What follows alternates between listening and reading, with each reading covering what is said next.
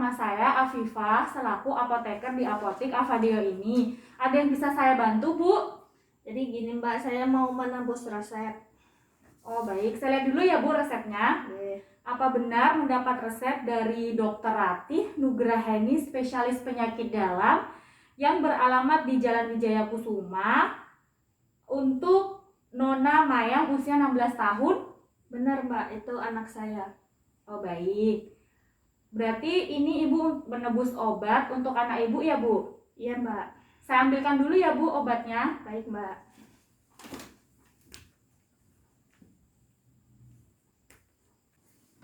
Ini Bu obatnya, kebetulan anak Ibu mendapat 2 obat. Yang pertama ada Pulmicort Nebulizer dan juga NaCN 0,9%.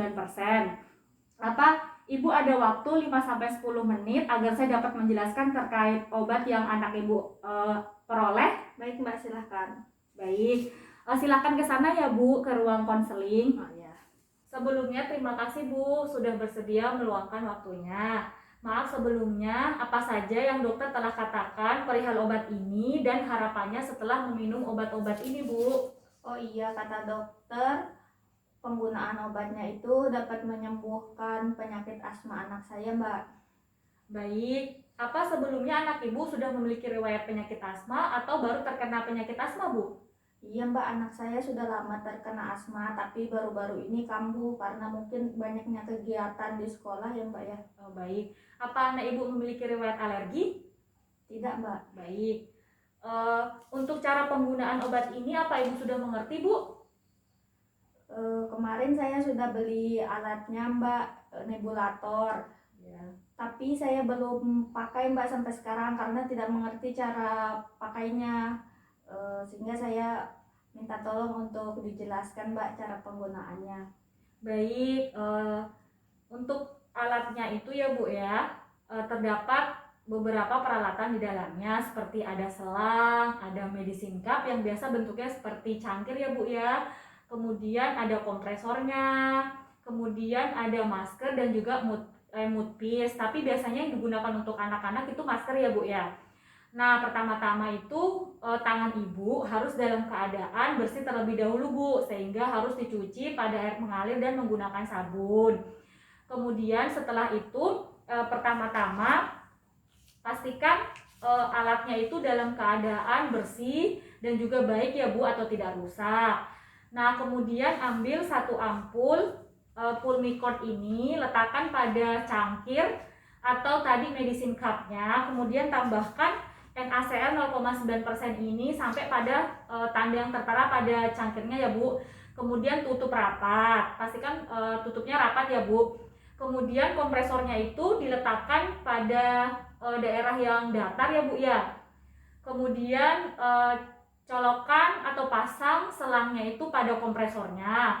Kemudian selangnya juga dihubungkan atau dipasang pada cangkir tadi ya Bu. Kemudian juga dihubungkan juga pada maskernya. Kemudian jika alatnya sudah siap, Ibu bisa memencet tombol on. Sebelumnya juga kompresornya dicolok ya Bu pada stop kontak seperti itu. Nah, posisi anak Ibu itu dalam posisi duduk ya Bu. Kemudian maskernya tadi itu diletakkan pada mulut anak Ibu. Pastikan tidak ada sela ya Bu, rapat seperti itu. Kemudian bisa dinyalakan. Nah, alatnya itu berfungsi dengan baik jika mengeluarkan uap ya Bu ya, yang berisi obat-obatan tadi. Kemudian anaknya itu bernapas seperti biasanya Bu, bernapas perlahan-lahan selama 15-20 menit kurang lebih sampai obatnya habis ya Bu. Nah, itu bisa dilakukan 1 kali sehari ya Bu selama 3 hari. Jika terjadi keparahan bisa segera langsung menghubungi dokter.